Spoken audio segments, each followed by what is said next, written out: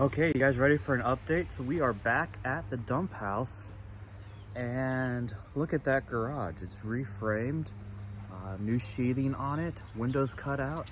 You know, the city gave me almost just under 2 weeks to get this project done.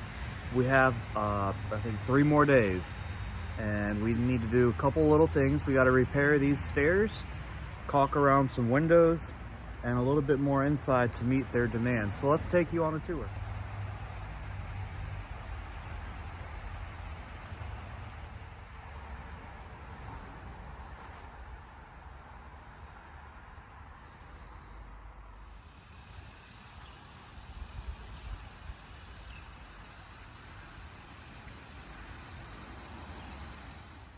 Okay, so this old garage will actually become a new master bedroom suite.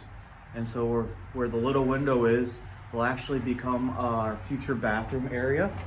It's gonna have a nice 13 by 13 size bedroom and a big walk-in closet. And then we'll have a little door that goes to the backyard, and it'll be a cool little different bedroom area. Still got a couple things to do. We've got to anchor the sill plates to the ground with big heavy bolts. We'll add some strapping to keep the rafters attached to the walls. All this because we are in a hurricane zone and we have to do some wind protections. You know, it's those little things that a standard flipper might not do, but we're gonna make sure, because we're gonna own this house for a long time, that we're gonna do it right, even if the city doesn't come and inspect after the work. We're gonna do it right. So in here is the living room. And when the roofers put on our front porch, the roof rafters didn't actually line up with the house rafters. And so we had to get some expensive engineering plans to make the city happy. These are actually stamped by an engineer, and they wanted us to do some extra bracing. And so we were able to make these little, I don't even know what you call it, but some 2x6 and 2x4s that will put between the rafter bays and attach a bunch of screws. We probably got $200 in screws just on these 13 rafters, because they are a couple inches long. These are quite the screw, if you know what I mean. And we've got to build the rest of those out, install those up, put a bunch of nails, and get those going so that where the rafter tail lands on the plywood, it is now going to be supported by this new wood brace instead of just the plywood. And then we got to add a couple more supports here at the end to make the engineer happy. But then this project will be done and we'll be able to go back to Grandma's house and get that one on the rental market. So you may be asking yourself, Doug, what's the big deal?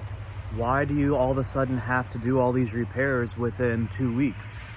Well, your guess is as good as mine, because this house, and I'll put in some old clips, has been dilapidated for over a decade. Some of the neighbors even say 2 decades.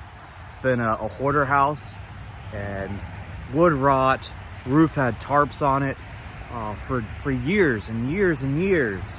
And again, we've had 13 30-yard dumpsters of junk taken off this property since we've owned it. And it's been about 7-8 months now that we've owned this property. And all of a sudden the city just says you've got to do all this stuff with no time to do it. I'm like, I was gonna do it when it cooled off. Right now we're in the heat of July. I'm sweating through shirts in an hour and it's crazy. And I was gonna do this in maybe about 6 more weeks. I would have been back here at this house when it cooled off a little bit. Not a whole lot, but at least it would have been better for me. So I don't understand. City's just keeping a working man down, wanting to charge me if I don't finish it in time. And ultimately they would want to either destroy the house and charge me for the demolition, or charge me a bunch of money each day until I brought it into compliance.